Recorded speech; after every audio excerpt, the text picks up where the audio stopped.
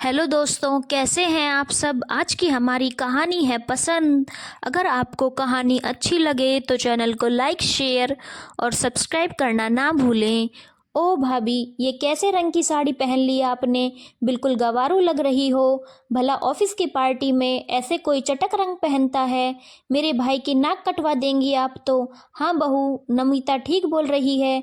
अरे वक्त और जगह के हिसाब से कैसे तैयार होना चाहिए, अगर तुम्हें पता नहीं है तो अपनी ननद से सीख लो। सास सुशीला जी ने बेटी की बात का समर्थन करते हुए कहा, लेकिन उनसे बहस करने का मतलब था घर में तमाशा फैलाना।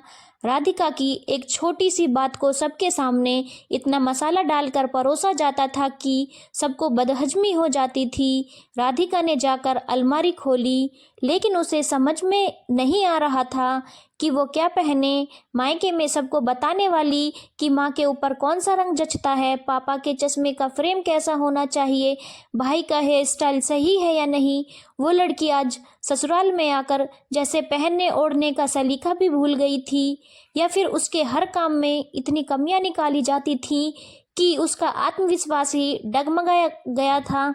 राधिका अपनी अलमारी खोलकर अपने मायके की यादों में खोई हुई थी कि मयंक ने आकर पीछे से उसे चौंका दिया।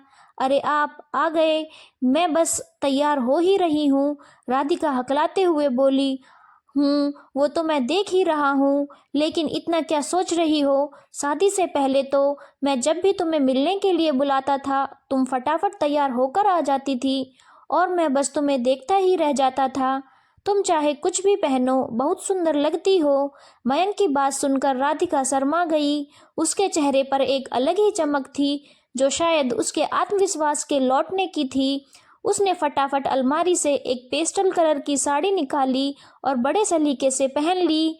साथ में लाइट ज्वेलरी और खुले बालों में वो बहुत खूबसूरत लग रही थी। मयंक ने जब उसे देखा तो देखता ही रह गया। जब राधिका तैयार होकर बाहर निकली तो नमिता को तो जैसे सदमा ही लग गया था। अरे भाभी, ये क्या पहन लिया, हमारे घर की बहू इस तरह पार्टी में जाएगी तो लोग क्या कहेंगे। दीदी, मुझे ऐसे ही तैयार होना अच्छा लगता है, और आपके भाई को भी मैं हर रूप में सुंदर लगती हूँ। शायद आपको पता नहीं, मेरे मायके में मेरी पसंद और टेस्ट सबसे अच्छा था। कोई भी कुछ लाने से पहले मुझसे ज़रूर पूछता था, लेकिन पता नहीं आपको मेरी पसंद और मेरे हर काम में कमी क्यों नज़र आती है।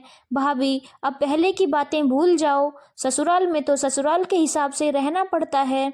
अब बहू में कोई कमी होगी तो क्या हम बोले भी नहीं। नमिता खींचते हुए बोली, हाँ दीदी, आप ठीक बोल रही हैं। एक समझदार बेटी बहू बनते ही अल्लड़ हो जाती है। हो सकता है आपके साथ भी यही हो, क्योंकि आप अभी सिर्फ इस घर की बेटी हैं। अपनी कमियां जाननी है तो एक बार अपनी शादी होने दो, फिर आपको भी पता चल जाएगा कि आप में कितनी खूबियां हैं। सच कहूँ तो दीदी, सबकी अपनी अपनी पसंद और हुनर होता है। एक लड़की खुशियों की तलाश में अपने नए जीवन का सफ़र शुरू करती है, लेकिन ससुराल में जब उसके हर काम में कमी निकाली जाती है तो उसका आत्मविश्वास टूट जाता है।